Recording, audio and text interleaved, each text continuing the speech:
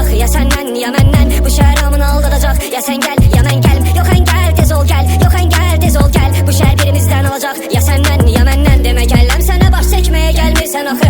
Deme derdimden ölürsen benim ölmürsen axı.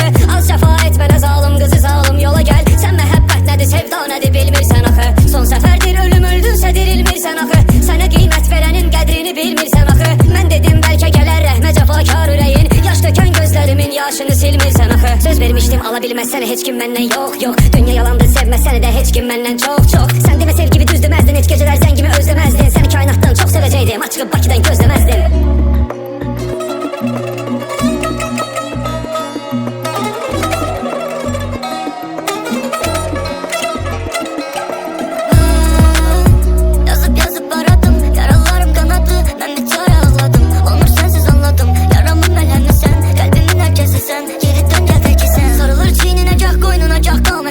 Əcdahələr kimi o zülfü çəlib adəlidir. Bir vəfasız gül üçün naləsi dünyanı tutur. Aşıqın qəlbi kimi bülbülü şeyda dəlidir. Öz xoşumla o qara zülfə əsir oldum özüm. Bilmədim xatirə eşqində pərişan olacaq. Sən götür bədiyyəni zahid bizə meyxanəni ver. Kim bu işdə görək axırda peşiman olacaq. Nə qədər eşqimiz ey gül belə pünhan olacaq. Aşkar eyləməyincə ürəyim qan